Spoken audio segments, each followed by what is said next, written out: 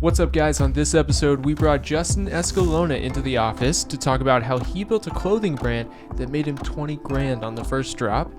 And we dropped the Batman shoes at designercon on Friday, and we're going to be talking about all of that and more on this episode of Inside KSwiss.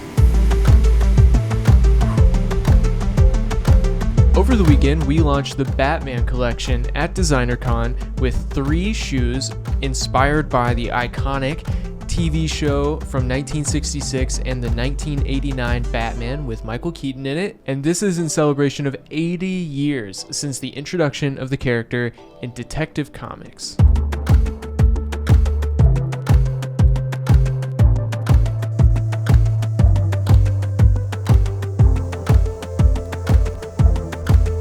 The first shoe is on the Classic 2000, and it's modeled after the Batsuit from 1989. You'll notice the ribbing on the 3-piece toe, which is modeled after the boots, the bright logo on the tongue, and minimal design in the 5 stripes along the medial and lateral sides.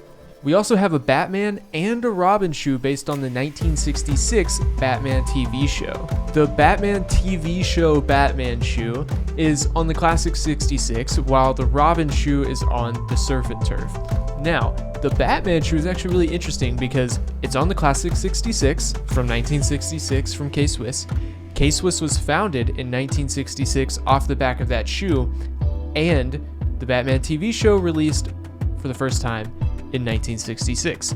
So 66 is kind of a theme here. These are launching on the website and will be available on Black Friday. So grab you a couple pairs, one for the shelf and one to wear. We also brought Justin Escalona into the office to be on our Turning Pro podcast. Justin is someone that I've followed for years, and I think he's doing some amazing things with his clothing brand 1340 Collective.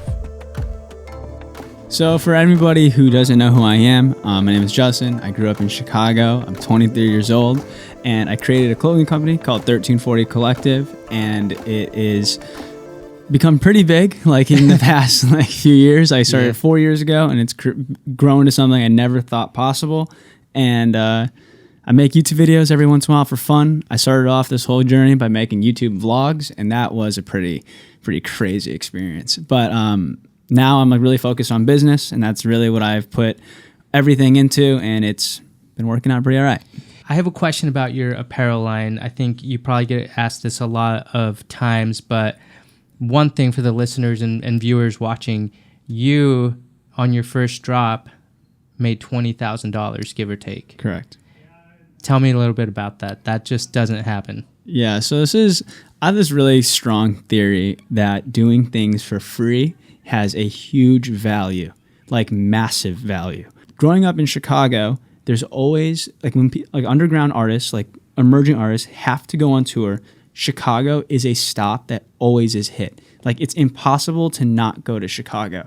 So I would take the train by myself or with one of my buddies, and we would sneak in with my dad's camera. I put it around my neck, and at the time, a security guard has never seen a kid of my age, 8th grade, freshman, super scrawny, try to say they're press. And they say they're press. It's like, oh, the kid has a camera. I've never seen a camera. And they're like, all right, just walked right in. And I would take photos and videos of rappers for free every single weekend. And I met a lot of really cool people. And those people, over time, fast forward 5 more years when I go drop my first clothing collection, are still my friends. Because you got to think of it this way.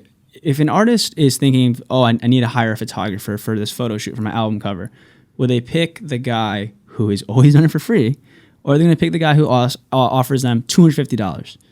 You're always going to pick the guy for free. So why trade that short-term money of $250 for a long-term relationship if you just can shoot some photos for free? And for me, it's cool too because I'm getting the experience to be around these people, and I was literally 15 years old.